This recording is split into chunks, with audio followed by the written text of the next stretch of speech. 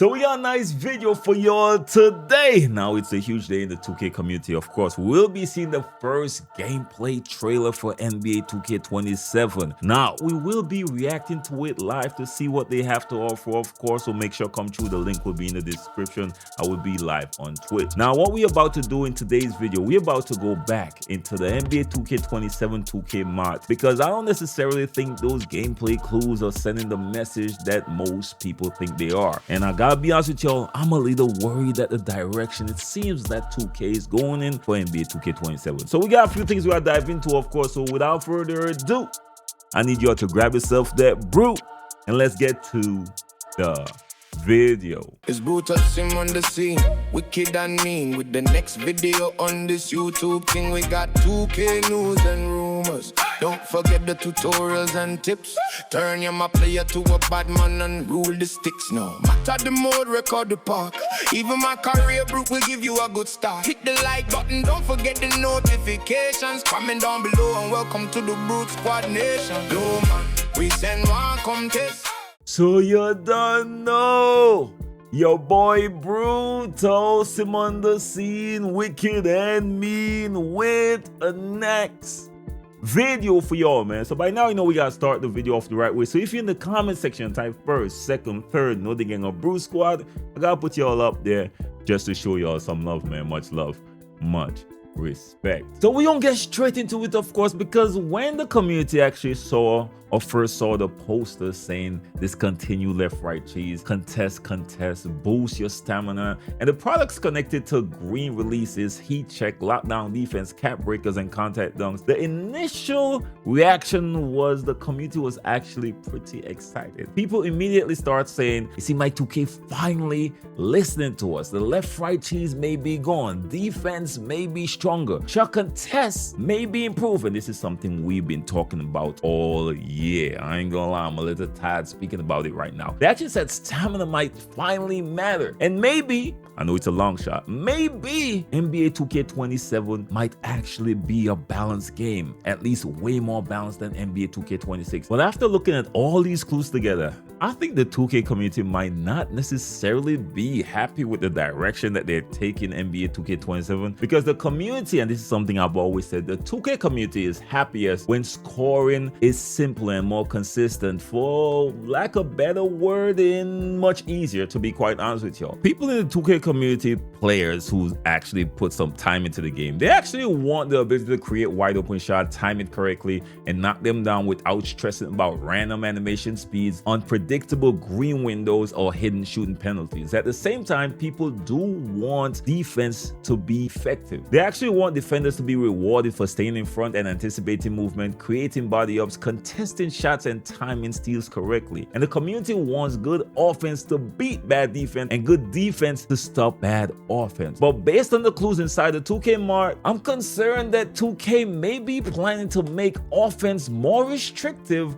rather than giving defenders the tools to play better defense. And those are not the same thing. So what we're about to do in this video is connect all the gameplay clues inside of the NBA 2K27 2K Mart and discussing why those changes may sound good on paper, but still take the game in the wrong direction. So let's start with the biggest clue in the store, the one that stood out the most, the one that most people talking about, because you know there are people on both sides of the spectrum, right? The first one is that big post that says Discontinued Left-Right Cheese. Now most players would look at that and celebrate, because left-right cheese has been one of the most annoying play styles in NBA 2K for years. We all played against that guard who runs from one side of the court to the next side behind screens, wait for the defense to get caught up in some weird animation and then shoot. To be honest with y'all, there isn't much creativity, there isn't much reading of the defense. It is repeatedly testing the movement system until something breaks down. So I do agree that the left-right cheese should be addressed, but the question is how 2K plans to address it. Are they going to give the defenders more responsive lateral movement? Are they going to improve the defensive cutoffs? Are they going to allow stronger perimeter defenders to create consistent body up animations when they correctly anticipate where the ball handler is going? Or are they simply going to slow down the offense, drain stamina faster, add more delays? Because the first approach improves defense and the second approach make offense feels worse. Good offensive players players should still be able to change directions, chain moves, and create separation. The issue is not that players can dribble, the issue is that defenders do not always have the movement, animations, or control needed to counter repetitive dribbling. I would rather see 2K give defenders legitimate tools than make every ball handler feel slow and restricted. But when we connect the poster to the other clues inside the store, it looks like stamina penalties may be a major part of 2K's solution. Throughout the Mart, there are Gatorade products and advertisements saying boost your stamina. Now, Gatorade has been part of 2K's or the game for years, NBA 2K games for years. So some of it is obviously sponsorship, right? But placing so much stamina messages in the same environment as Discontinued Left-Right Cheese feels intentional. It looks like stamina may become one of the main systems used to control dribbling and scoring. So that could mean a few things. That could mean repeated direction changes consumes more energy. It could also mean holding turbo may become punishing. It could also mean dribbling behind screens could lower your stamina faster. Who knows? Also, that low stamina could affect your ball handling or ball control, acceleration, and of course your jump shot timing. That sounds reasonable until the penalties start affecting players who are not teasing, because we've seen how 2K handles the stamina system, and we already know with how they have that Gatorade system. We gotta talk about the pay to win. They might set it up to a way that you have to buy boosts to do anything effective, which is of course the pay to win aspect in the game that nobody is talking about. Understand that Gatorade is sponsoring and all that, but I've been pushing for them to remove boosts from gameplay for the past few years now. That's a different conversation for a different time, and we're gonna get into more details of that in a different video, of course. But sometimes one unnecessary movement can drain the adrenaline bar. Sometimes a player performs 2 to 3 moves and suddenly, of course, it feels like they're running through mud. Sometimes you create a good shot, but because you use energy to get open, your jump shot speed changes and you miss, of course, because it's unexpected. This is where the community becomes frustrated. People want the difficulty to come from actually creating an open shot. They do not want to beat the defender, create separation, and then be punished because the game decided to use too much stamina during that possession. If someone mindlessly runs from side to side, that person should be punished for just repeating that action. I gotta be honest with y'all. But do not punish a skilled basketball handler for using legitimate moves to read and beat the defense. The stamina system needs to recognize the difference, and I'm not convinced 2K will get that balance right, to be quite honest with y'all. The next major clue is a poster that says contest D up to enter. This is clearly teasing shot contest and defensive gameplay, and this is one area where almost everyone agrees that changes are actually needed. A defender should be rewarded for properly challenging a shot, and you know that doesn't work in NBA 2K26. If I happen to do a good job of staying in front of the defender, then I see the offensive player is setting up to shoot the rock, and I happen to get my hands up in the right moment, I should be rewarded for that. It's that simple. Too many times I'm playing NBA 2K26 and it seemed like they telling him, bro, it's wide open, but my hand is damn near slapping dude in his face. I'm damn near hitting him a high five. 2K, what more do you want from me? How many times y'all experienced that playing NBA 2K26? And at the same time, a player who actually creates a completely wide open shot should not be punished by an overly difficult shooting system. And I think that's where the frustration will step in. That's the balance the community wants. Reward the offense for getting open and reward the defense for preventing an offensive player from getting open. If the defense is late, the shooter should benefit, of course. But if the defense make a good play, the shot should become way more difficult. But I'm worried 2K might try to improve the defensive results by simply lowering the shooting percentages. That does not reward defense. If I leave somebody wide open and they miss because of the tiny green window, the game just bailed me out for playing bad defense. I did not play good defense. The offensive player creates the correct opportunity and the game decides not to reward it. A true defensive skill gap means the defender creates the miss through positioning, timing, and anticipation. It should not come from the shooting system randomly making wide open attempts harder, and that tends tend to piss the 2K community off. Remember the year when RNG was one of the biggest topics within the 2K community? That's the reason why. Another product inside the Mart appears to be called Unbreakable Lock. This is clearly aimed at lockdown defenders and defensive builds. On paper,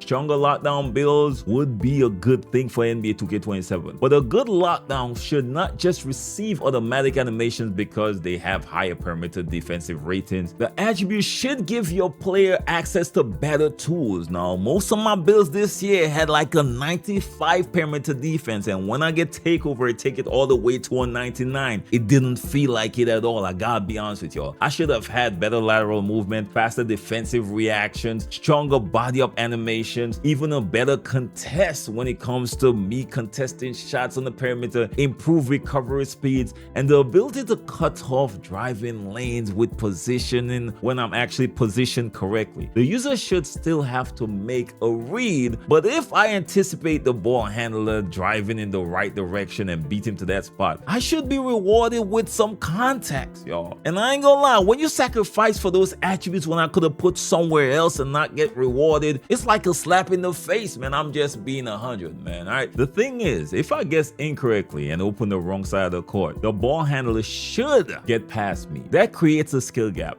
The problem is that 2K sometimes create defensive difficulties through forced animations. The defender gets pulled into contacts they did not create, especially when it comes to fighting around these screens, y'all. The ball handler gets forced into pickups even though the defender was slightly out of position, or a player receive an automatic cutoff because their attributes are higher, not because of anticipation and just observing the player tendencies or anything like that. That's not the direction I actually want for NBA 2K27.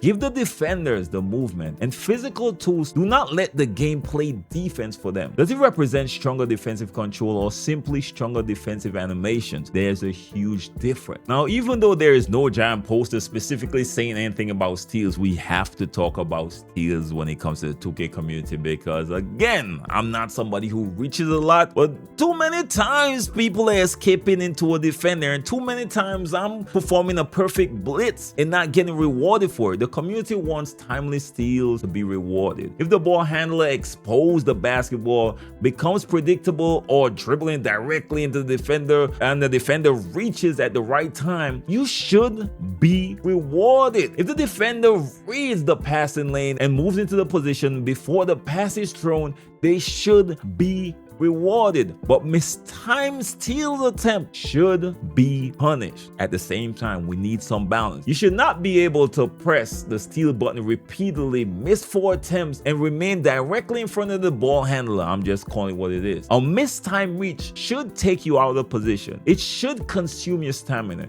It should give the offensive player an opening, to be quite honest with y'all. That creates risk versus reward. The same should apply with pressing lane steals as well. Anticipating a pass should be rewarded if you do it correctly. Standing in the middle of the court and pressing the button at random and hope that something happens should not be a magnet towards the ball. You should be punished. This is part of what the defensive clues needs to represent. Not just higher contest percentage or more automatic bumps, but better tools for players who understand positioning and timing. That's big with your boy personally. But sadly, I'm not seeing enough evidence that 2K's focus is on defensive control. Most of the clues seems to suggest that offense will receive more limitations, which is not necessarily the best direction if you ask your boy Brute. The store also contains products labeled green bean. That's an obvious reference to perfectly timing green releases. This tells me green releases will remain an important part of NBA 2K27 shooting. But the question is, what type of green system are we getting? Will wide open shots have reliable green windows? Will shot timing change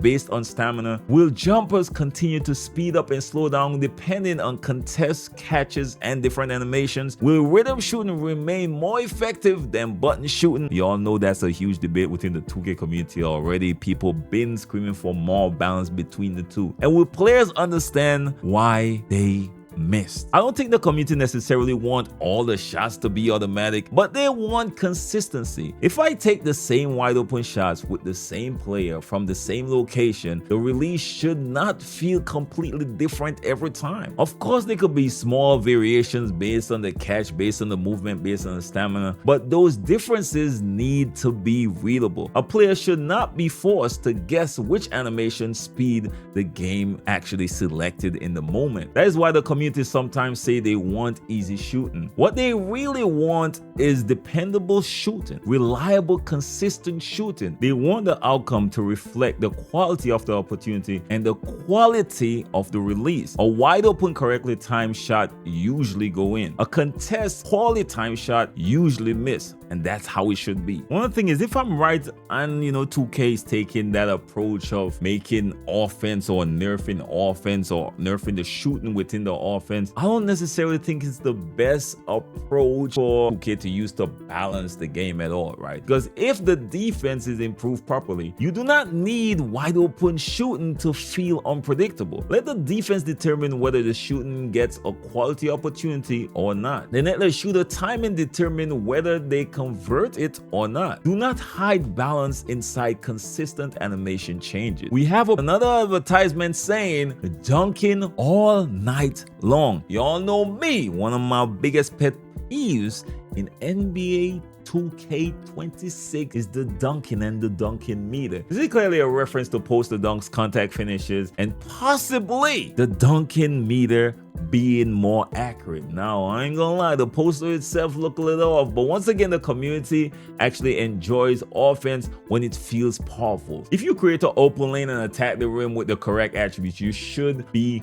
rewarded. But contact dunks, and this is a sad thing I had to admit, as a rim runner extraordinaire, the head of the Rim Runner Association, I have to admit that contact dunks cannot ignore defense. If a rim protector, now note I say rim protector, it's very important that you have the attribute and the builds to throw off somebody with high contact dunks and the build and attributes to support that. Because what's happening in 2K26 cannot be repeated. I'm going to dunk on somebody and a little point guard, I know he ain't got no interior defense, he ain't got no strength, and my meter shrinks to damn near impossible. 2K, this is unacceptable. And it happens too often. How many times you start off a dunk and the meter is big as hell and a point guard comes across you and it shrinks and it don't reopen after you pass him? Too many things need to be adjusted. But if a rim protector gets into the right position early, meets the attacker at the basket, and times the contest properly, that defensive play should matter, believe it or not. Now, if these things are in order, offensive players should not automatically drag them into a post animation because they activated the contact dunk package. Now, again, this is hurting my soul to say it. Y'all know me, I'm a rim runner extraordinaire, but contact dunk should consider momentum, angle, strength, vertical, interior defense, and positioning. All these factors need to matter, and that's the problem with 2K.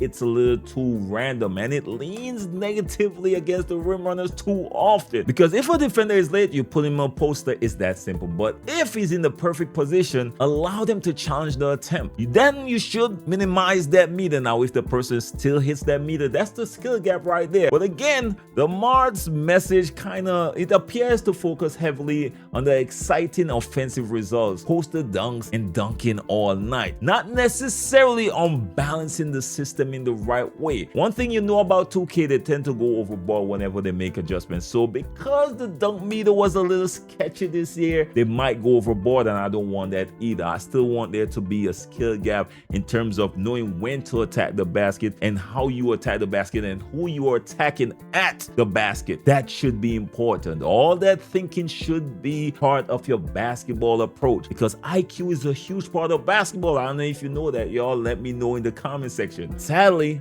I'm not seeing an equally clear clue showing the interior defense will receive better control, and that is the theme throughout all of these changes. 2K may change offensive outcomes without properly improving the defensive tool used to create those outcomes. I know a lot of people are excited from what we saw, but the real question is whether 2K is improving defensive control or simply making offense more difficult, because the community do not want to miss wide open shots just to make the game appear more balanced. People want to be rewarded for getting open and punish people who fail to get open. And at the same time, defenders want to be rewarded for contesting body ups, anticipating, and of course properly time steals. And when a defender mistime or thing, as I said before, they should get punished just the same. That is the balance NBA 2K27 needs, and sadly, I don't believe the clues are showing us that direction yet. But again, let me know your thoughts, of course. Let me know if you agree with your boy Brute. You know your boy just putting this out there. I've been watching it, and I ain't gonna lie, I don't necessarily like how it sounds. Now, of course, whenever the game drop, I'm always open to being wrong, and I will adjust by whatever system in place. That's one thing with your boy Brute. I've always made adjustment to the current title,